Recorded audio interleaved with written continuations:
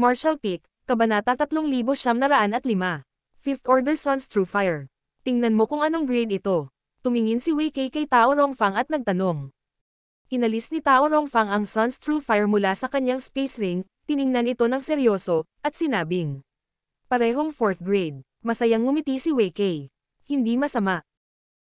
Pagkalipas lamang ng kalahating araw, nakakolekta na sila ng dalawang materyales sa 4th grade fire attribute, at ito ay ang Sun's True Fire, na masasabing isang mahusay na ani.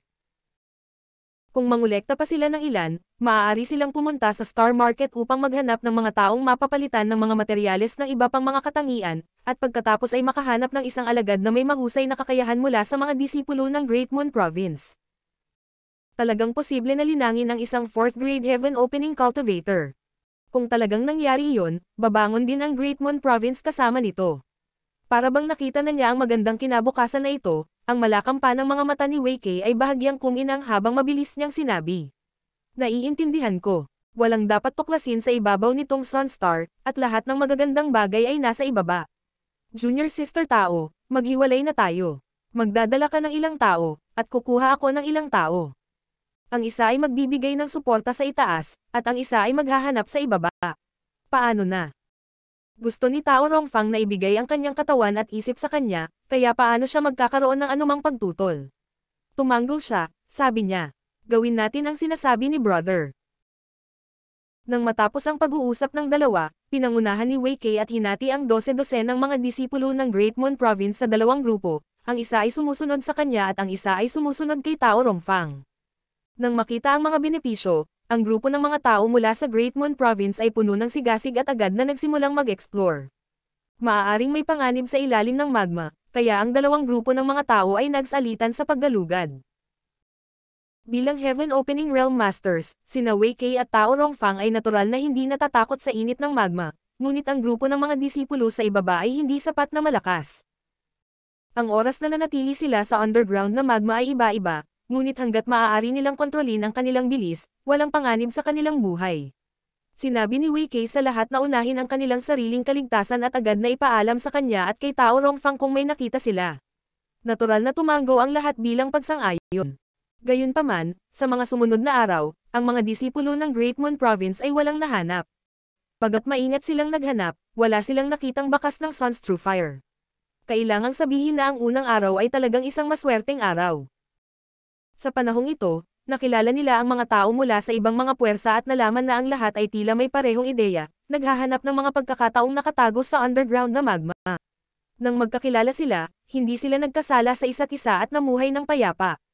Ngayong ang atensyon ng lahat ay nasa Sun's True Fire at ang posibleng Sun True Gold, walang sino man ang handang madaling makipag-away sa iba. Pagkaraan ng ilang araw, sa wakas ay nagbukas muli ang mga disipulo ng Great Moon Province. Isang Sun's True Fire ay nakatago sa magma ay natagpuan. Pinangunahan ni Tao Rongfang ang isang grupo ng mga disipulo na pinamumunuan ng isang grupo at gumugol ng maraming pagsisikap para kolektahin ito. Habang lumilipas ang panahon, bumababa ang bilang ng mga lugar na hindi pa nasiyasat. Bagamat ang Sunstar ay napakalaki, ang bilang ng mga puwersa na dumating sa pagkakataong ito ay hindi maliit. Ang bawat isa ay nagmula sa iba't ibang direksyon upang tuklasin ang Sunstar. Pagkaraan ng ilang araw, na-explore na nila ang higit sa kalahati ng Sunstar. Ang natitirang mga lugar na hindi pa na-explore ay mabilis na lumiliit. Medyo balisa si Wei Kei. Sa isip niya, kung makakakolekta siya ng 7 bahagi ng Sun's True Fire sa pagkakataong ito, maituturing itong kompleto. 7 bahagi lamang ng Sun's True Fire ang magiging sapat para sa Great Moon Province na pumunta sa Star Market upang makipagpalitan ng sapat na materyales, na nagbibigay ng pagkakataon sa Great Moon Province na lumikha ng Level 4 Heaven Opening Realm Expert. Ngayon ay mayroon lamang silang 3, na malayo sa sapat. Pagkatapos ng lahat, walang maraming pagkakataon upang mangolekta ng Level 4 Heaven Opening Materials. Minsan lang niya ito na-encounter mula nang magsimula siyang mag-cultivate. Sa araw na ito, kalahati ng mga alagad ng Great Moon Province, sa pangunguna ni Wei Kei, ay sumisid sa magma upang tuklasin. Si Yang Kai ay isa rin sa kanila. Ang pagsasara sa magma ay isang kakaibang karanasan. Ang temperatura ng nakapalibot na magma ay nakakatakot na mataas, kaya kahit sino ay kailangang patuloy na magpalipat-lipat ng kanilang enerhiya upang maprotektahan ang kanilang sarili. Bukod dito, dahil sa espesyal na kapaligirang ito, ang kanilang divine sense ay hindi mailalabas ng masyadong malayo, kaya ang hanay na maaari nilang hanapin ay hindi masyadong malaki. Sa makatuwid, bago maabot ang Heaven Opening Realm, hindi maaaring manatili sa magma ng masyadong mahaba. Sa karamihan, ang isa ay maaaring manatili sa magma sa loob ng 1 oras. Kapag natapos na ang oras, kailangang mabilis na umakyat para magpahinga. Sa mga araw na ito, hinati ng mga alagad ng Great Moon Province ang gawain at nagtutulungan sa isa't isa. Sa ilalim ng magma, hindi nagmamadaling lumangoy ang figure ni Yang Kai habang iniskan ng kanyang Divine Sense ang paligid, ngunit wala siyang nakita. Sa totoo lang, hindi siya masyadong interesado sa Sun's True Fire, ngunit dahil na-assign siya sa Wei Kei, sumabay lang siya sa agos. Mabuti kung may mahanap siya, ngunit hindi mahalaga kung hindi niya mahanap. Nang makitang malapit na ang oras, aakyat na sana si Yang Kai nang bigla siyang may naramdaman at ibinaling ang kanyang ulo upang tumingin sa isang tiyak na direksyon. Sa ilalim ng magma, mayroon lamang isang maapoy na pulang kulay. Wala siyang makita, ngunit malinaw na may naramdaman ang kanyang Divine Sense. Nahanap ko ba talaga? Tumawa si Yang Kai nang hindi sinasadya. Dahil nahanap na niya ito, hindi niya ito kayang bitawan. Walang pag-aalinlangan, sumugod siya. Bago siya dumating, na-activate na niya ang kanyang Space Principles, na nagbubuklod sa bahaging iyon ng mundo. Kasabay nito, ipinatawag niya ang 6 Directions Wish Pouch at tinakpan ang lugar na iyon. Para sa mga ordinaryong tao ng Emperor Realm, kahit na si Meng Hong at ang iba pa ay mahihirapang kolektahin ang Sun's True Fire ng mag-isa maliban kung mayroon silang madaling gamiting lihim na kayamanan, tulad ng Heaven Trapping Net ni Dorufeng. Gayunpaman, ang mga disipulo ng Great Moon Province ay malinaw na walang ganitong kondisyon, kaya sa huling pagkakataon na natagpuan nila ang Sun's True Fire, kailangan nilang pilitin ito sa ibabaw at hayaan ang mga tao sa itaas na kolektahin ito. Gayunpaman, si Yang Kai ay may 6 Directions Wish Pouch, kaya natural na hindi niya kailangang gawin ito. Ang 6 Directions Wish Pouch ay maaari pang ang puwersahang kolektahin ng isang Heaven Opening Cultivator, lalo pa ang isang bola lamang ng Sun's True Fire.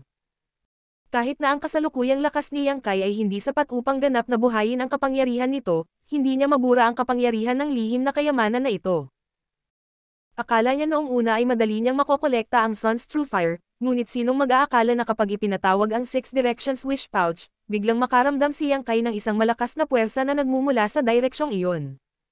Ang kanyang Space Principles ay talagang nasira, at ang isang bola ng Sun's True Fire na nakatago sa magma ay nagbigay ng nakakasilaw na liwanag at nakatakas sa ilalim ng lupa. 5th grade. Nagtaas ng kilay si Yang Kai. Nang ang Sun's True Fire na ito ay tahimik na nakatago sa magma, hindi niya ito napansin, ngunit nang gumalaw ito, agad na naramdaman ni Yang Kai na may mali. Itong bola ng Sun's True Fire ay malinaw na naiiba sa tatlong nakolekta niya mula sa Great Moon Province. Ang katangian ng apoy nito ay masiksik at dalisay, at walang alinlangan na nalampasan nito ang 4th grade. Ang material na 5th grade ay isang magandang bagay na nagkakahalaga ng 1 o 2 milyong Heaven Opening Pills. Si Yang Kai ay hindi interesado sa isang material na 4th grade, ngunit siya ay lubhang interesado sa isang material na 5th grade. Nang makita itong bola ng Sun's True Fire ay tumatakas, paano magdadalawang isip si Yang Kai? Kumurap-kurap ang kanyang figure at agad niya itong hinabol, ang kanyang kamay ay bumubuo ng isang kuko habang ang Space Principles ay mabangis na pinupuno ang hangin. Ang bola ng Sun's True Fire ay huminto saglit, ngunit ito ay mabilis na nakawala mula sa mga tanikala ng Space Principles at nagpatuloy sa pagtakas. Sa 2 beses na nabigo, agad na nagalit si Yang Kai, at natural niyang hinabol ito ng walang humpay. Kung sino pa man, natural na magmadali at mauna silang umakyat. Kung hindi, kung sila ay lumalim at naubos ang labis na enerhiya, hindi sila makakaakyat kahit na gusto nila, at maaaring mamatay pa doon. Gayunpaman, si Yang Kai ay may 6 Directions Wish Pouch at ang Sealed World Bead, kaya hindi siya natakot dito. Kung talagang hindi natuloy, maaari na lang siyang magtago sa Sealed World Bead at sa 6 Directions Wish Pouch para makabawi sandali bago kumilos. Sa kanyang pagtakas at paghabol dito, hindi niya alam kung saan ito nagpunta. Pagkaraan ng ilang sandali, sa lupa, sunod-sunod na lumabas ang mga figure mula sa butas ng magma. Lahat sila ay mapatla ang mukha, at halatang naubos nila ang maraming enerhiya. Si Wei Kei ang huling sumugod palabas. Tanong ni Tao Rongfang. Wala, umiling si Wei Kei, medyo pananghinaan ng loob. Mukhang hindi ko inaasahan ang sitwasyon. Ang unang ani ay nagpaisip sa kanya na ang lugar na ito ay puno ng Sun's True Fire, ngunit pagkatapos ng ilang araw, isa lang ang kanyang natagpuan. Noon lang niya napagtanto na masyado pala siyang walang muwang. Kahit na sa Sunstar, ang Sun's True Fire ay hindi isang bagay na basta-basta magagawa. Tumanggo si Tao Rongfang. Brother, ipahinga mo muna sila saglit. Maghahanap tayo ng ibang pwesto. Tumanggo si Wei Kei. Iyon lang ang paraan. Biglang tumingin si Asan sa paligid at sinabing, nasaan si Brother Yang? Hindi niya nakita ang figure ni Yang Kai sa mga taong lumabas. Sa kanyang paalala, napagtanto ng lahat na isang tao ang nawawala. Kumunat ang noo ni Wei Kei at tumingin sa mga disipulong kasama niya noon. May nakita ba sa inyo si Yang Kai doon? Isang babaeng disipulo ang nagsabi. Martial Uncle, napadaan ako kay Junior Brother Yang doon. Tanong ni Wei Kei, gaano katagal na? Saglit na nag-isip ang babaeng disipulo at sinabing, ang tagal ng paggawa ng isang tasa ng tsaa. Tumanggo si Wei Kei, kung gayon ay hindi pa ganoon katagal. Tere. Nais niyang sabihin na maghintay ng kaunti dahil maaaring dumating si Yang Kai, ngunit nang makita niya ang nag-aalalang mga tingin ni Asan, Daiyu, at ng iba pa, nagbago siya, ang kanyang mga salita. Maghintay ka rito, bababa ako at hahanapin siya. Pagkasabi nito ay muli siyang baba. Nagkatinginan sina Old Fang and Daiyu at nakita ang pag-aalala sa mga mata ng isa't isa. Sabi ni Old Fang, susubukan ko at tingnan kung makontak ko siya. Pagkasabi nito, kinuha niya ang communication device na karaniwan niyang ginagamit kay Yang Kai at ibinuhos dito ang kanyang divine sense. Makalipas ang ilang sandali ay walang sumasagot. Sinubukan din ni Daiyu, pero wala pa ring tugon. Maya-maya, lumabas si Wei Kei mula sa ilalim ng lupa na may pangit na ekspresyon. Nagmamadaling tanong ni Daiyu, Senior Wei, nahanap mo ba siya? Sa katunayan, hindi na kailangang magtanong. Kung nahanap nila siya, sinama sana siya ni Wei Kei. Ngayong dumating si Wei Kei na mag-isa, malinaw na may mali. Dahan daw ang umiling si Wei Kei. Namutla ang mukha ni Daiyu. Si Old Fang ay balisa din. Paanong hindi natin siya mahahanap? Bumaba siya kasama ang lahat.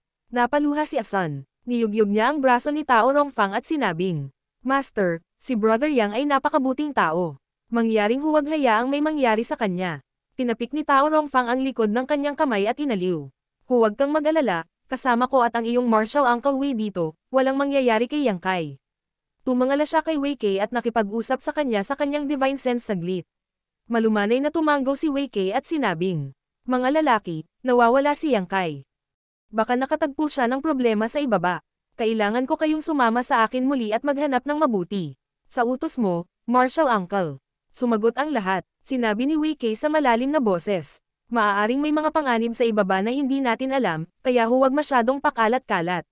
Gusto kong makipag-ugnayan ang bawat isa sa iyong mga brothers and sisters sa lahat ng oras. Kung may nakita kang mali, magpadala ka agad sa akin ng mensahe. Martial Peak, Kabanata 3906.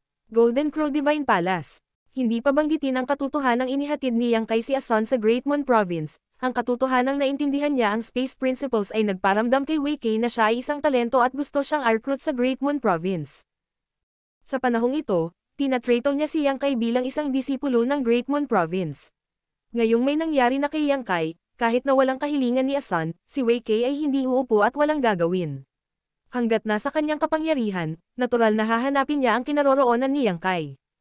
Matapos gawin ang mga pagsasaayos, ang grupo ay muling bumagsak sa lupa sa ilalim ng pamumuno ni Wei Kei, ngunit sa pagkakataong ito ay hindi nila hinahanap ang Sun's True Fire, kundi si Yang Kai. Ang hindi maipaliwanag na pagkawala ni Yang Kai ay walang alinlangan na nangangahulugan na maaaring talagang mayroong ilang hindi inaasahang panganib sa ilalim ng magma, kaya lahat ay napakaingat at hindi nang ahas na maging masyadong malayo sa iba. Pagkaraan ng isang oras, isa-isang nagsilabasan ang lahat, ngunit walang nakita. Nagkatinginan sina Wei Kei at Tao Rongfang, ngunit hindi umimik ang huli at pinangunahan ang isa pang grupo ng mga disipulo na magpatuloy sa paggalugad. Makalipas ang ilang ulit, 4 na oras na ang lumipas. Ang lahat ng mga disipulo ng Great Moon Province ay namumutla sa pagod, at tanging ang 2 Heaven Opening Realm Masters lang ang makakapitan.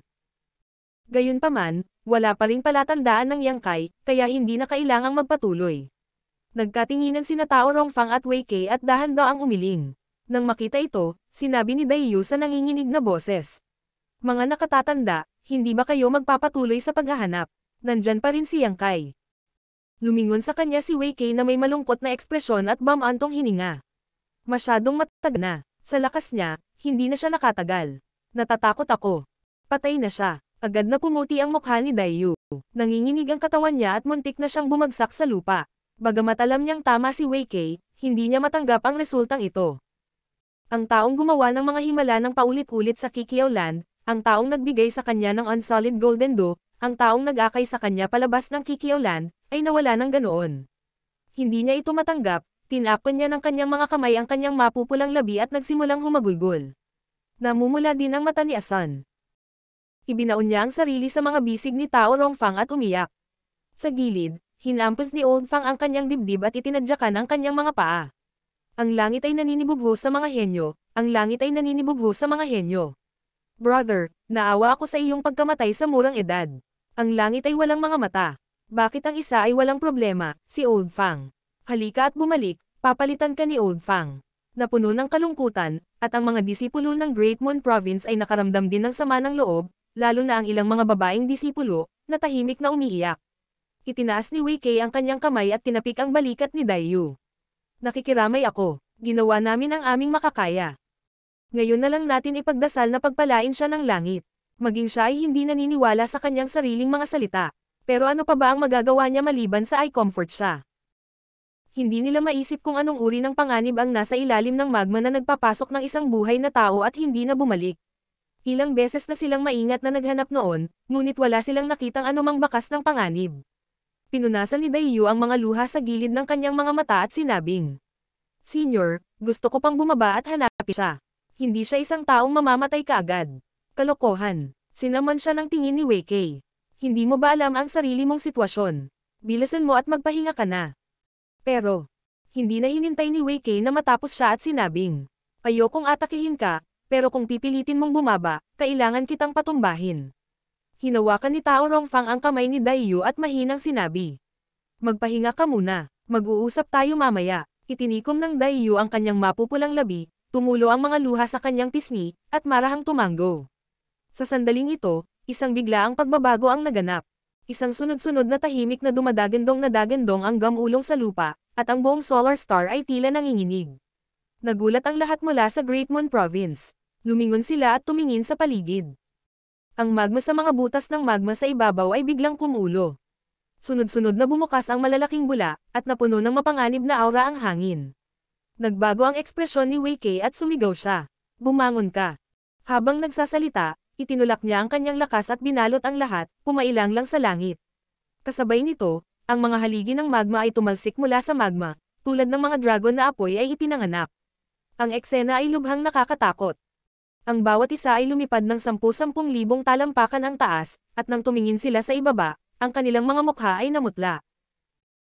Ang Sunstar sa ibaba nila ay tila sumabog, at hindi mabilang na malalaking bitek ang nabuo, na bumubuo ng mga bitek, at ang magma ay bumagsak at lumundag, na naghugas ng lahat. Walang katapusan ng dagandong, na nanginginig ang eardrums ng lahat. Isang nakasisilaw na liwanag ang nagmula sa isang tiyak na direksyon, at isang disipulo mula sa Great Moon Province ang bumulalas. Ano iyon? Pagtingin sa direksyon ng tunog, nagsikip ang mga estudyante. Nakita nila na sa abot tanaw, ang anino ng isang malaking palasyo ay lumitaw, na matayog sa itaas ng mga ulap. Ito ay tulad ng isang mirage, ilusyon at ilusyon. Ngunit kahit isa lamang itong multo, ramdam pa rin nila ang kamahalan ng palasyo, na parabang naglakbay ito pabalik ng daan-daang milyong taon, na tumatawid sa ilog ng kasaysayan mula sa napakalayo na panahon. May palasyo talaga sa Sunstar. Bulalas ni Wei Kei. Ang Golden Crow Divine Palace. Nabalitaan na hindi lamang makikita ang Sun's True Gold sa Sunstar, ngunit maaari rin itong maging ang Golden Crow Divine Palace. Ang dahilan kung bakit malapit nang mapatay ang Sunfire sa Sunstar ay dahil malapit nang mamatay ang Golden Crow. Ngunit ang mga alingawngaw ay alingawngaw lamang. Karamihan sa mga tao ay naniniwala na mayroong Sun's True Gold dito, ngunit siyam sa bawat 10 tao ay hindi naniniwala na mayroong Golden Crow Divine Palace dito, at ang natitira ay mag-aalinlangan. Ngunit sa sandaling ito, isang palasyo ang talagang lumitaw sa Sunstar. Ano ang iba pang paliwanag maliban sa Golden Crow Divine Palace? Nanlaki din ang magagandang mata ni Tao Rongfang. Totoo ba ang chismis? Nagbago ang ekspresyon ni Wei Kei, at malabo niyang naramdaman na ang pag-unlad ng bagay na ito ay lampas sa kanyang inaasahan. Kung ang Sun's True Gold lang, makokontrol pa rin ito ng mga puwersa sa kalapit na malaking teritoryo at pigilan ang pagkalat ng balita, upang ang mga benepisyo ay maitago lamang sa malalaking teritoryong ito. Ngunit ngayon na maaaring lumitaw ang napapabalitang Golden Crow Divine Palace, hindi na mapipigilan ang balitang ito. Pagdating ng panahon, maaaring dumating ang mga tao sa 36 na paraiso at 72 Blastland upang mag-imbestiga. Nang dumating ang oras na iyon, paano makakakuha ng anumang benepisyo ang isang third-tier na puwersa tulad ng Great Moon Province? Kahit na ang mga pangalawang tier na puwersa na may mid-tier na heaven opening ay kailangang tumabi. Kaya kung gusto niyang makakuha ng mga benepisyo, kailangan niyang gawin ito sa lalong madaling panahon. At least, kailangan niyang makuha ang mga benepisyo bago kumalat ang balita. Habang nagbago ang kanyang iniisip, agad na nagpa siya si Wei Kei. Menghong, nandito na ang alagad. Humakbang si Menghong. Isama mo ang iyong junior brother at junior sister at umalis sa lugar na ito. Nagulat si Menghong, ngunit agad siyang nag-react at ikinulong ang kanyang mga kamay. Oo, pagkatapos ay hihintayin namin ang dalawang Uncle Master sa labas. Umiling si Wei Kei. Hindi, hintayin mo ako at ang iyong Uncle Master tao sa first in. Pagkatapos, hilingin sa first in na magpadala ng mensahe sa pinuno at hilingin sa kanya at sa iba pang mga elder na pumunta rito ng mabilis. Seryosong sinabi ni Menghong. Naiintindihan ng disipulo. Pagkatapos ayusin ito, nilinggan ni Wei Kei si Tao Rongfang at sinabing, "Tara na." Pagkatapos, naging streak siya ng rainbow light at lumipad sa malayo. Pinaalalahanan ni Tao Rongfang si Asan. "Little Sunir, sumama ka kay Brother Meng. Mag-iingat ka." Tumanggo si Asan. "Master." Hindi na nagsalita pa si Tao Rongfang at hinabol si Wei Kei. Nang makaalis na ang dalawang heaven opening, agad na nawalan ng seguridad ang mga disipulo ng Great Moon Province. Napatingin ang lahat, kay Menghong, na nagsabi, "Narinig mo ang utos ng dalawang Uncle Masters. Ngayon na maaaring lumitaw ang Golden Crow Divine Palace, ang lugar na ito ay magiging magulo. Mas importante na pumunta tayo sa first in. Sumunod kayo sa akin." Sabi ni Daiyu. "Brother Meng, gusto kong manatili." Tumayo din si Old Fang. "Gusto ko ring manatili." Sabi ni Asan. "Ako rin." "Ikaw." Napatingin si Menghong sa kanya. Tatlo sa kanila at sinubukang ilagay ang dignidad ng isang brother. "Hindi mo ba narinig ang sinabi ni Uncle Masters kanina? Ngayong wala na tayong proteksyon ng Uncle Masters, paano kung makatagpo tayo ng kalaban?" Ibinaba ni Daiyu ang kanyang ulo at tumingin sa ibaba, saka tumahimik. Sinabi ni Old Fang, "Brother Meng, huminahon ka. Hindi kami mga disipulo ng Great Moon Province sa ngayon, kaya hindi ko akalain na may darating na maghahanap ng gulo sa amin. Gusto lang naming mahanap muli si Brother Yang. At least, gusto namin siyang makitang buhay o patay." Matigas na tumango si Asan. Nagdilim ang mukha ni Menghong. "Kailangan ba naming gawin ito?" Ikinuyom ng Old Fang ang kanyang mga kamao. "Brother Meng, patawarin mo sana kami. Kung hindi dahil kay Brother Yang, maghihirap pa rin tayo sa Kikiaw Land. Utang namin sa kanya ang pasasalamat, at ngayong may problema siya, hindi kami pwedeng umupo na lang at manood." Nagpakawala ng mahabang hininga si Menghong at nagpumiglas saglit. Kinagat niya ang kanyang mga ngipin at sinabing, "Ako ay takot sa'yo." Sumenyas siya sa isang disipulo. "Junior Brother Liu, pumunta sa first in at hilingin dito na magpadala ng mensahe sa punong tanggapan. Mag-ingat sa daan." Ang alagad na may apelyidong Liu ay ikinuyom ang kanyang mga kamao at sinabing, "Oo." Pagkatapos, agad siyang lumipad. Tumingin muli si Menghong sa lahat at sinabing, "Magpahinga ka ng 2 oras. Maghahanap pa tayo ng kalahating araw. Pagkatapos ng kalahating araw, may mahanap man tayo o wala, kailangan nating umalis sa lugar na ito." Tuwang-tuwa si Old Fang. "Salamat, Brother Meng." Nagmamadali ring nagpasalamat si Daiyu. Bagamat ayaw niya itong guluhin, may lakas sa bilang. Sa oras na ito, wala silang masyadong pakialam. Umiling si Menghong at bamantong hininga. "Mas mabuting tandaan ninyong lahat ito, kung sino man sa inyo ang magpahayag ng kahit kalahating salita tungkol sa nangyari ngayon sa dalawang martial uncles, huwag mo na akong tawaging senior martial brother." Labag siya sa utos ni Wei Kei, kaya natural siyang natatakot. Nagmamadaling sinabi ng mga disipulo, Hindi, tiyak na hindi." Muling bumaba ang lahat at naghanap ng mapagpahingahan. Buti na lang at tumahimik ang Sunstar matapos ang kakaibang paggalaw, kung hindi, hindi na sila makakahanap ng mapagpahingahan. Kasabay nito, sa isang lihim na daanan na malalim sa ilalim ng lupa, si Yang Kai ay tumingin sa paligid na walang laman. Matagal niyang hinabol ang 5th grade Grandson's True Fire sa ilalim ng magma at nabigo ng ilang beses. Sa wakas, nakahanap siya ng pagkakataong kolektahin ang Grandson's True Fire gamit ang wish pouch. Bago pa siya makapagdiwang ay naramdaman niya ang isang malakas na puwersa na humihigop sa kanya. Para siyang nahulog sa whirlpool. Pagbalik niya sa katinoan ay nandito na siya. Mayroon bang ganoong lugar sa ilalim ng Sunstar? Ano ang lugar na ito? Napakalawak ng sikretong daanan at hindi madilim. Hindi ito mukhang natural na nabuo, ngunit artificial na binago. Ang mga dingding at sahig ng lihim na daanan ay natatakpan ng nagniningas na pulang mga bagay, At ang buong daanan ay napuno ng purong apoy na elemental na enerhiya. Martial Peak, Kabanata 3907. Stumbling Block, lihim siyang nabila. Ang fire elemental energy dito ay mas siksik at dalisay kaysa sa fire elemental energy sa 7 Openings Land. Kung ang fire elemental energy sa 7 Openings Land ay maaaring i-condensed sa first grade, kung gayon ang fire elemental energy dito ay maaaring i-condensed sa third grade. Hindi niya kailangan ng anumang fire elemental na materyales. Maaabot niya ang third grade sa pamamagitan lamang ng pagsipsip ng fire elemental power dito. Nakakagulat lang ito. Kung alam ito ng mga puwersa sa labas, malamang na pag-aawayan nila ito. Isipin mo na lang, sinong hindi may inggit sa napakabihirang at mahalagang lugar para sa pagtatanim. Ngunit, ano ang lugar na ito?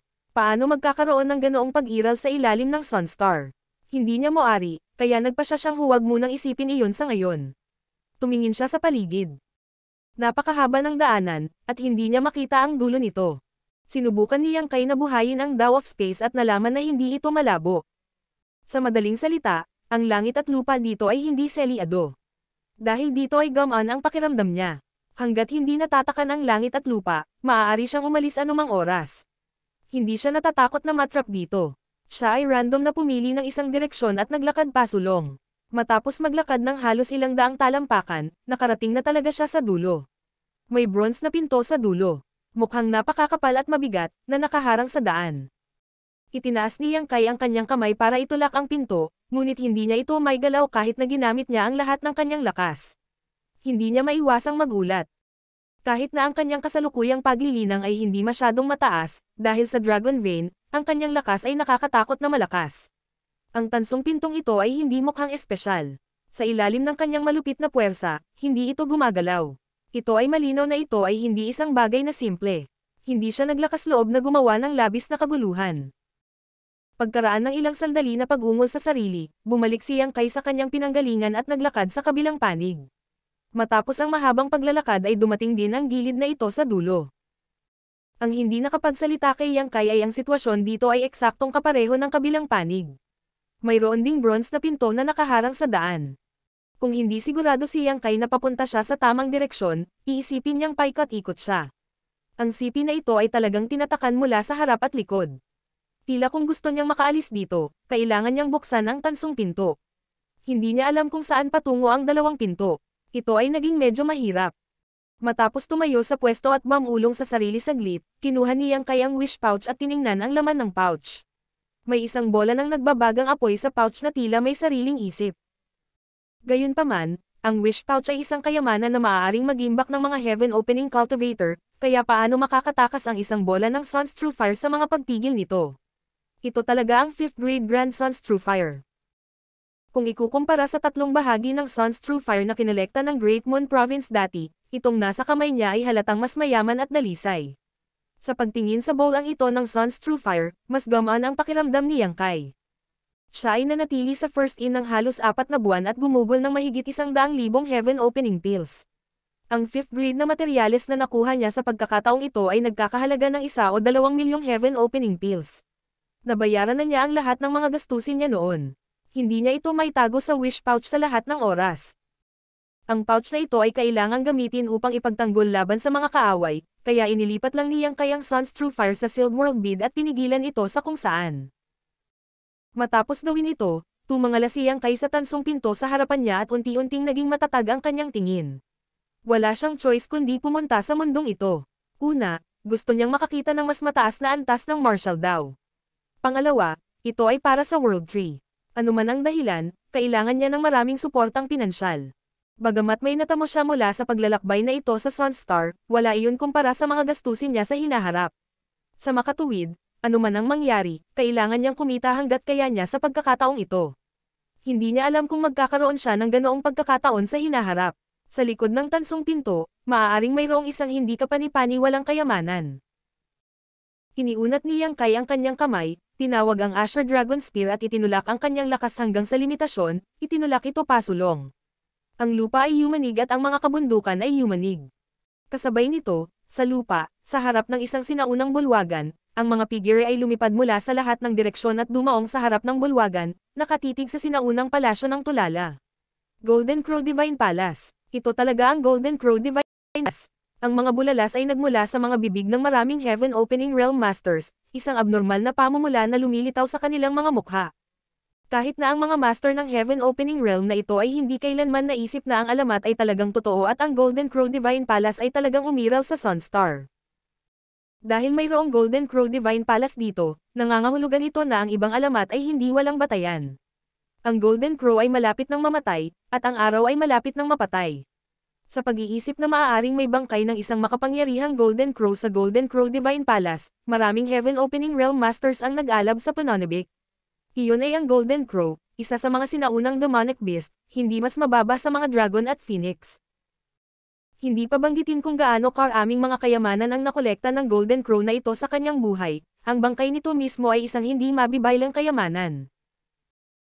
At ngayon, ang Golden Crow Divine Palace ay nasa harapan nila, at ang hindi mabilang na mga kayamanan sa loob ay tila sumenya sa kanila. Sino ba naman ang hindi matutokso? Ang Heaven Opening Realm Masters na unang dumating ay hindi napigilan ang pananabik sa kanilang mga puso at sumugod sa Golden Crow Divine Palace sa isang igla. Ang isang bahagyang paggalaw sa isang bahagi ay makakaapekto sa buong katawan, at sunod-sunod na figure ang sumugod, na nagsisikap na maging unang dumating. Ang mga pintuan ng Divine Palace ay mahigpit na nakasara, at kahit na walang mga palatandaan ng isang paghihigpit, nakaharang pa rin ito sa landas ng lahat. Nang pilit nang bubuksan ng mga master ng Heaven Opening Realm ang mga gate, dalawang estatwa ng kakaibang tatlong paa na ibon sa kaliwa at kanan ng mga gate ang biglang naglabas ng mga mapanganib na aura. Ang mga mata ng dalawang kakaibang ibon na may tatlong paa ay mabilis na umikot, at sa isang tunog ng pagkaluskos, ang kanilang mga ulo ay lumingon at nakatutok sa mga tarangkahan. Kaagad pagkatapos, ibinuka nila ang kanilang mga bibig at iniluwa ang dalawang manipis na sinulid ng apoy. Ang mga sinulid ng apoy ay napakanipis na maaaring hindi pansinin, at kapag sila ay iniluwa, hindi ito nasusunog kahit kay titing. Gayunpaman, nang iluwa ang mga sinulid ng apoy, ang mga dibdib ng mga master ng Heaven Opening Realm na natipon malapit sa mga gate ay agad na sinunog sa isang malaking butas. Walang ni isang patak ng dugo ang umagos mula sa butas, ngunit kitang-kita ng isa ang pagkiligpit ng kanilang mga laman loob. Ang pagbabagong ito ay nangyari ng biglaan na walang nakapag-react sa oras. Agad na umalangaw-ngaw ang malungkot na iyak, at ang mga master ng Heaven Opening Realm ay namutla sa takot at umatras. Sa sunod-sunod na kaluskos, tila nabuhay ang dalawang estatwa ng mga kakaibang ibon, nanginginig ang kanilang mga pakpak habang pababa sila sa kanilang orihinal na kinatatayuan. Ang nag-uumapo na masamang chi ay nawala, at ang nakakasilaw na liwanag ay namumulaklak mula sa kanilang napakaitim na katawan tulad ng dalawang maliliit na araw. Nang dumating sina Wei Kei at Tao Rongfang, nagkataon na nakita nila ang Heaven Opening Realm Masters na nakikipaglaban sa dalawang estatwa ng Golden Crow, at hindi nila maiwasang mabigla. Brother Zia.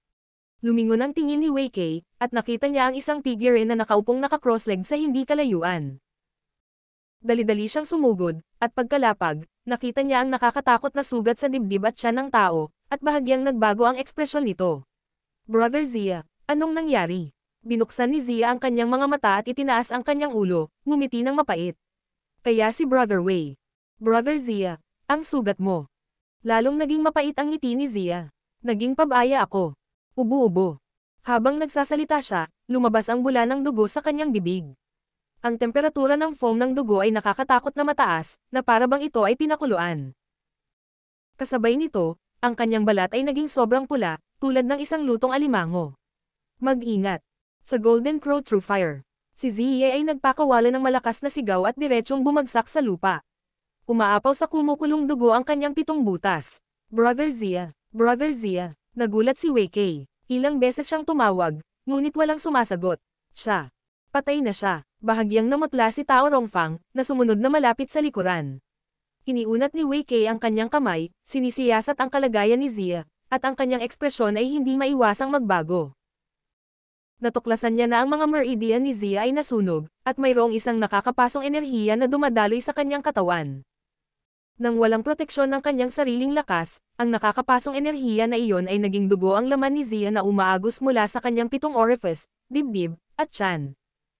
Naramdaman ni Wei Kei na manhid ang anit niya, at nanlamig ang buong katawan niya. Alam na alam niya ang lakas ni Zia. Katulad niya, pareho silang nasa ikatlong yugto ng Heaven Opening. Bagamat ang ganitong lakas hindi maituturing na napakalakas sa labas ng universo, hindi rin ito mahina. Ngayong namatay na siya ng napakalungkot, malinaw na hindi madaling makapasok ang Golden Crow Divine Palace. Pagangat ng ulo, nakita niya iyon sa labas ng Divine Palace. Isang grupo ng Heaven Opening Cultivators ay nakalok sa labanan kasama ang dalawang Golden Crow statues. Natitiyak ni Wei Kay na ang dalawang estatwa ng Golden Crow ay mga estatwa lamang, walang anumang palatandaan ng buhay. Gayunpaman, hindi niya alam kung saang material ang mga ito ay pino, ngunit sila ay lubhang matibay. Malamang na may bakas ng pagkadyos ng Golden Crow na natatakan sa loob nila, kung hindi ay hindi sila magiging napakalakas. Brother, ano ang dapat nating gawin? Tanong ni Tao Rongfang. Sinabi ni Wei Kay, maghintay at tingnan. Bagamat hindi masyadong maliksi ang dalawang estatwa ng Golden Crow, naniniwala si Wei Kay na hanggat handa siya, hindi siya masasaktan ng mga ito. Gayunpaman, ang Golden Crow True Fire ay talagang nakakatakot. Bukod dito, napakaraming tao ang kumukubkob sa dalawang estatwa, kabilang ang dalawa mula sa lalawigan ng Great Moon. Maraming tao ang may kaparehong ideya sa kanila. Lahat sila ay sumugod dito mamaya at nanunood mula sa malayo, hindi nagpapakita ng mga palatandaan ng pakikialam. Ang eksenang ito ay naging sanhi ng pagmumura ng Heaven Opening Cultivators na nakikipaglaban sa mga estatwa ng Golden Crow sa kanilang mga puso. Gayunpaman, sa sandaling ito, hindi sila maaaring umalis, at maaari lamang magginit ang kanilang mga ngipin at magtiis. Sa sandaling ito, ang mga naglakas loob na pumunta dito ay karaniwang lahat ng Heaven Opening Cultivators. Walang bakas ng sinumang cultivator sa ibaba ng Heaven Opening Stage. Malamang na pareho sila ng ideya ni Wei Kay, at inayos nila na nasa labas ang kanilang mga alagad upang hindi sila mapigil kapag nakikipag-away sa iba. Matapos makipaglaban sa mahabang panahon, isa pang dalawang Heaven Opening Cultivator ang nasugatan ng Golden Crow True Fire at tumakas sa isang malungkot na estado. Gayunpaman, ang Golden Crow True Flame ay talagang mabangis. Bagamat hindi gaanong nasugatan ang dalawa, malinaw na balot sila ng kumukulong dugo. Kung hindi sila nakahanap ng paraan upang malutas ang kapangyarihan ng Golden Crow True Fire sa kanilang mga katawan, ang kanilang kapalaran ay hindi naiiba kay Zia.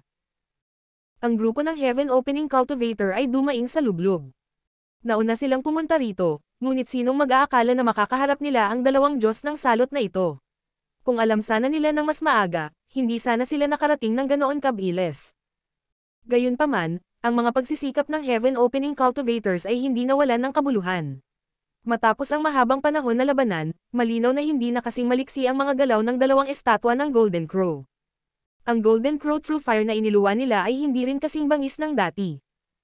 Ang kanilang mga mata, na orihinal na mayroon pa ring espiritualidad, ay naging mapurol. Naunawaan ng lahat na ito ay dahil ang kabanalan sa mga estatwa ay nasira na ng tatak. Gaano man sila kalakas, wala pa rin silang buhay na bagay. Sa napakaraming Heaven Opening Cultivator na sama-samang umaatake, darating ang panahon na sila ay mawawasak. Marshall Peak, Kabanata 3908. Madimlan. Sa pagkakita ng pag-asa, ang mga pag-atake ng lahat ay naging mas malupit. Nais nilang lahat na alisin ang dalawang Diyos ng salot na ito sa lalong madaling panahon at pagkatapos ay tuklasin ang Golden Crow Divine Palace. Sa paglipas ng panahon, humihina at humihina ang dalawang estatwa ng Golden Crow. Maging ang Golden Crow True Fire na iniluwa nila ay pasulpat-sulpat, na parabang sila ay naubos na. Tuwang-tuwa ang lahat.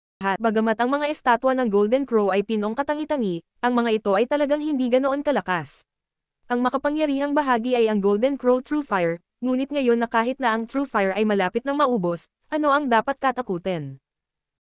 Habang naghahanda ang maraming eksperto sa Heaven Opening na ibagsak ang estatwa ng Golden Crow ng sabay-sabay, isang itim na anino ang biglang bumaba mula sa itaas. Ang itim na anino na iyon ay tila isang manggas na pinalaki ng hindi mabilang na beses.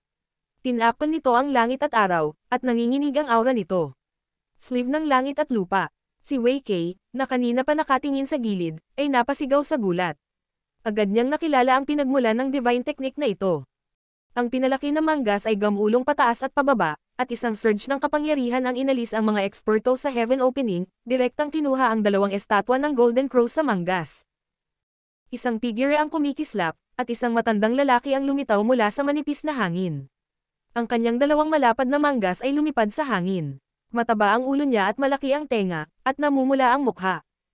Sa sandaling ito, nakatingin siya sa kanang manggas na nakangiti. Sa manggas na iyon, ang dalawang maliliit na estatwa ng Golden Crow ay malabong makikitang gumagalaw pakaliwa at kanan, ngunit hindi nila maalis ang mga pagpigil. Hindi na kailangang sabihin, Ang gumamit ng divine technique para alisin ang mga estatwa ng Golden Crow ay ang matandang ito. Ang mga eksperto sa Heaven Opening ay nagulat sandali bago nagalit at nanlilisik ang mata sa matanda. Halos kalahating araw silang nakipaglaban at malapit ng mag-alaga sa mga estatwa ng Golden Crow ng hirap na hirap, ngunit hindi nila inaasahan na sa huling sandali, may ibang kukuha ng bunga ng kanilang pagpapagal. Sino ang makakapagparaya sa ganoong bagay? Pagkatapos ng lahat, ang mga estatwa ng Golden Crow na ito ay napakagandang kayamanan. Gayunpaman, matapos makita ang mukha ng matanda, napangiwi ang lahat. Bagamat galit sila, hindi sila naglakas loob na magsalita. Malinaw, medyo nangangamba sila sa pagkakakilanlan at lakas ng matanda. Sinabi ni Tao Rongfang sa mahinang boses. Talagang dumating ang mga tao mula sa gilid ng mundo. Solemn na rin ang mukha ni Wei Kei. Si Hong Lao lang ang dumating. Hindi ko alam kung nandito yung dalawa. Kung nandito yung dalawa, magulo. Habang nag-uusap sila, isa pang pagbabago ang naganap. Habang si Hong Lao ay nakakaramdam na ng kasiyahan, isang gintong linya ang biglang lumabas mula sa kawalan at tahimik na tumagos sa manggas ni Hong Lao. Nang bumalik ang gintong linya, ang estatwa ng Golden Crow na dati nang nakaimbak sa manggas ni Hong Lao ay hinugot. Nanlamig ang mukha ni Hong Lao habang sumisigaw. Sino bang hamak ang nang-ahas na magnakaw sa akin? Habang nagsasalita siya, hinawakan ng mataba niyang kamay ang estatwa ng Golden Crow. Sa kawalan, isang tawa ang narinig. Ang pagtawa na iyon ay kasing kaaya-aya ng isang silver bell, na naging sanhi ng pagbukas ng mga butas ng mga nakarinig nito at labis na komportable. Kasabay ng pagtawa, lumitaw ang isang maselang figure. Ang kanyang payat na malajade na palad ay gumagalaw patungo kay Hong Laoying. Sa isang malakas na putok, isang marahas na puwersa ang sumabog. Bahagyang napailing si Hong Lao at napaatras ng ilang hakbang. Ginamit ng Maisla na figure ang rebound force para idistansya ang sarili kay Hong Lao sa isang iglap. Sumandal siya sa gilid at nakangiting tumingin kay Hong Lao. Hong Lao, bakit ka nagagalit? Masyadong mabilis ang pagbabago. Ngayon lang nakita ng lahat ang itsura ng umatake. Nakakagulat, ito ay isang babae na mature sa sukdulan. Napuno ng alindog ang pagitan ng kanyang mga kilay. Ang kanyang maaliwalas na mga mata ay tila kayang tumulo ng tubig, at ang kanyang buong katawan ay naglalabas ng walang hangganang alindog na tila kayang lumunin ang lahat ng tingin sa mundo. Si Hong Lao ay orihinal na nagalit, ngunit nang makita niya ang babaeng ito, agad na nawala ang kanyang galit. Pinilit niyang ngumiti at sinabing, "Kaya si Madam Lan na taga First Inn. Pasensya na hindi kita nakilala."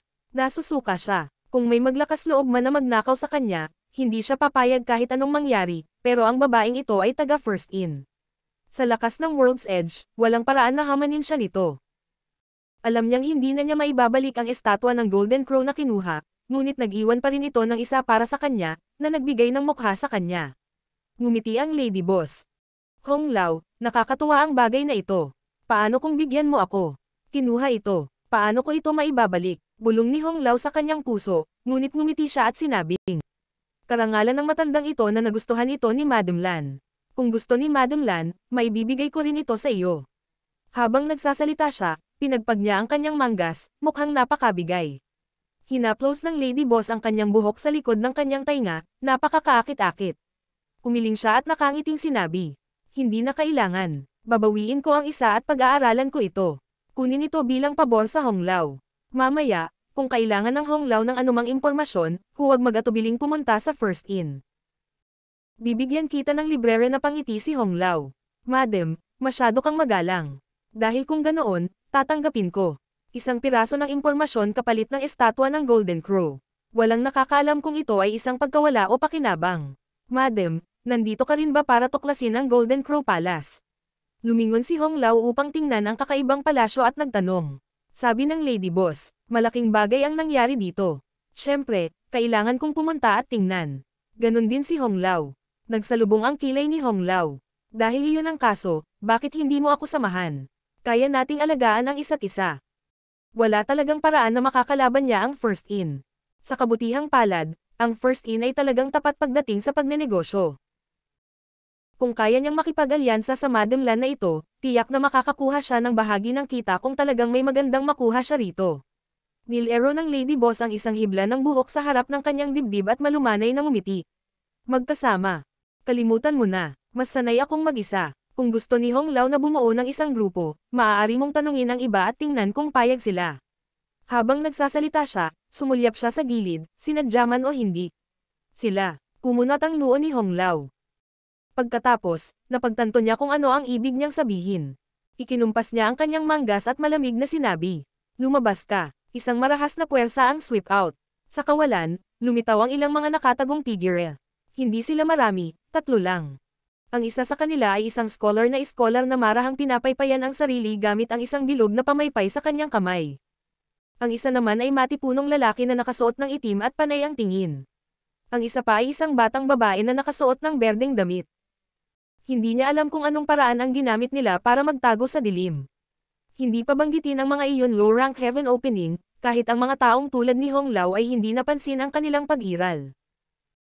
Kung hindi dahil sa sinasadya o hindi sinasadyang pagpapaalala ng Lady Boss ng First In, hindi mapapansin ni Hong Lao. Alam niyang mas malakas talaga si Madam Lan kaysa sa kanya. Kasabay nito ay ang sama ng loob niya sa mga kabuktutan ng mga taong ito.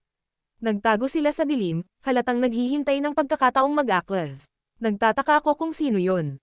Kaya kayo pala. Bakit? Gusto mo bang samantalahin ang sitwasyon? Malamig na sumangot si Hong Lao. Halatang nakilala niya ang 3 taong ito. Malamig na sumangot ang matipunong lalaking nakaitim. Hindi mapigil ang ekspresyon nito, ngunit tumalikod pa rin siya at kinuyam ang Lady Boss. Ganoon din ang iskolar. Ngumiti siya ng mapait at yamakap, ang kanyang mga kamao. Maganda ang mga mata ni Madam Lan. Tinapakan ng dalaga ang kanyang mga paa at nagpout. Sister Lan, masyado kang nakikialam. Kahit na inilantad ng Lady Boss ang kanilang kinaroroonan, ang 3 taong ito ay hindi nang ahas para magreklamo.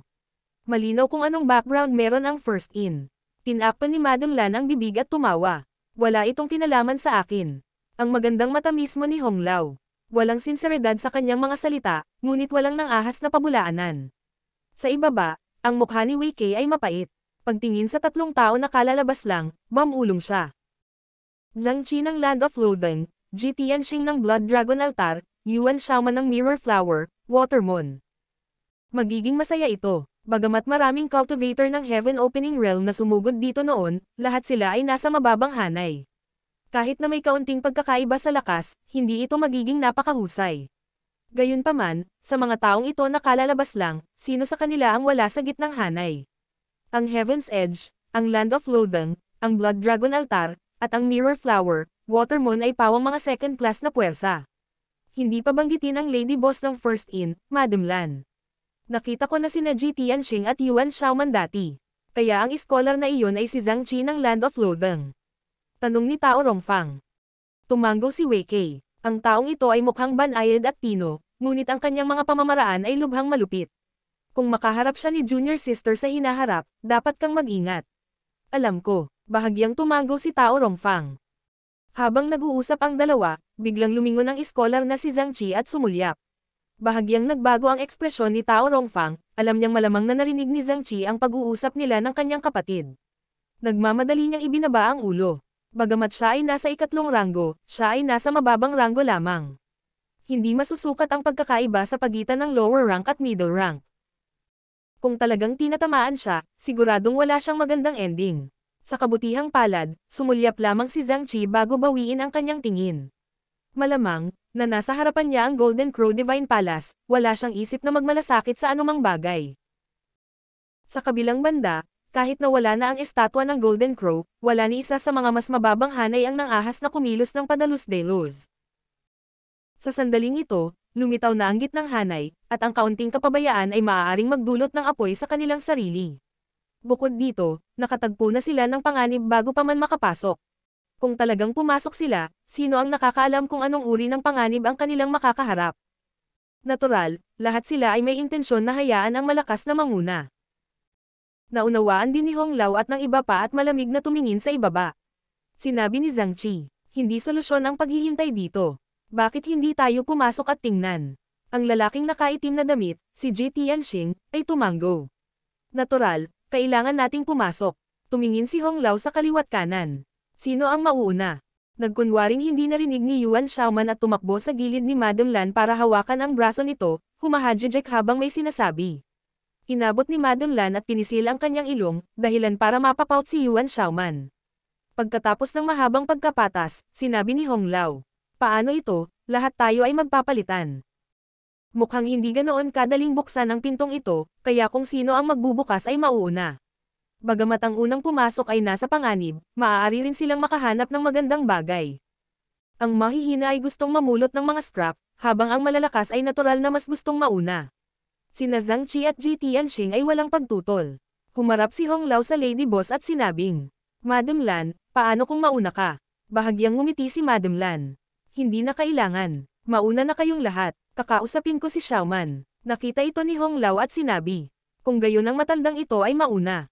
Habang nagsasalita ay lumutang ang mataba niyang katawan sa harapan ng pinto. Matapos itong pagmasdan ng mabuti saglit, itinaas niya ang kanyang kamay at pinindot ang pinto. Daan-daang pares ng mga mata ang agad na tumitig sa mga galaw ni Hong Lao. Creak. Sa sunod-sunod na tunog, dahan-dahang bumukas ang pinto.